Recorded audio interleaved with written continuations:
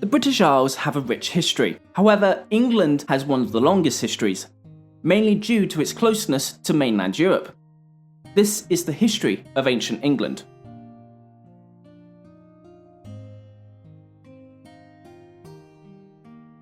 England, and indeed Britain, was not always separate from Europe. For most of the island's actual physical history, it was connected to mainland Europe in the form of a colossal land bridge called doggerland. This, together with the temperate climate of the south of England, meant that it was a regular stayover spot for both animals and early humans. Indeed, the oldest humanoid footprint in Europe was found in Norfolk. Modern humans arrived in England by at least 6,500 BC. This was during the last Great Ice Age, meaning England was likely part of the migration route of large game animals such as mammoths and bison. As the Ice Age came to a close, the rise in sea levels resulted in the flooding of Doggerland, cutting off the humans from mainland Europe in the process.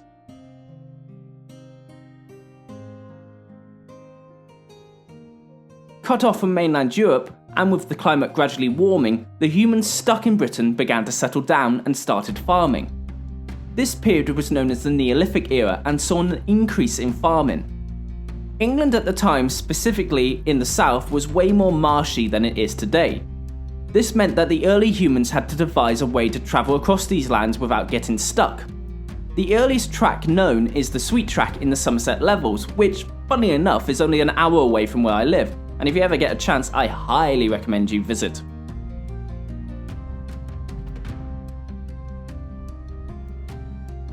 Following the Neolithic, the Bronze Age took off in England. This saw a shift from a more communal society to a greater focus on individual power. As a result, raids between different tribes became increasingly more frequent. Around this time, contact with Europe was re-established, with trade flourishing across the Channel.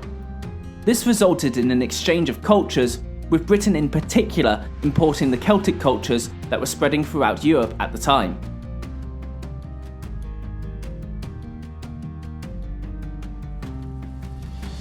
The Bronze Age was followed by the Iron Age. This period was dominated by warfare, as individual tribes raided each other for resources.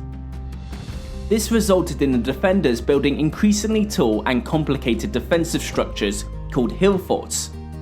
These hill forts were highly specialised, with trenches and multi-tiered defences. England would also be subjugated to several invasions, most noticeably by the Gauls, specifically the Belgae, who ended up controlling a large swathe of territory in the south.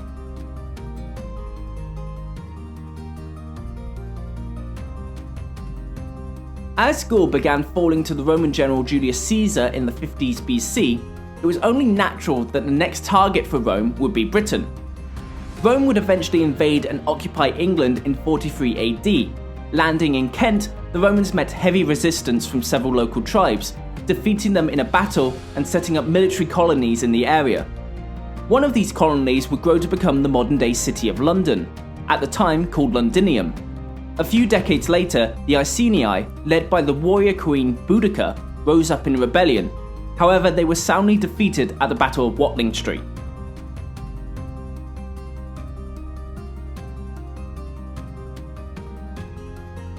Over the next few years, the Romans gradually expanded up the north of England.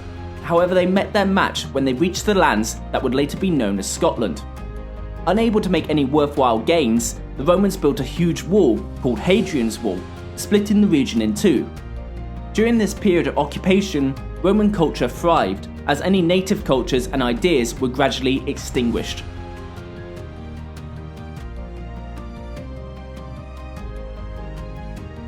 Roman rule was not to last.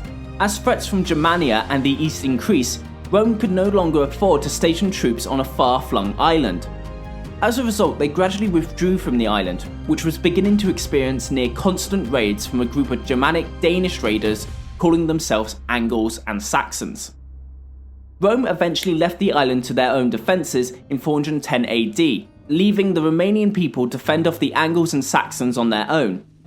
Although the natives had mixed results against the raiders, eventually the Saxons and Angles would conquer England, with the name of the country itself being little more than a corruption of the name the Angles gave their new home, Angleland.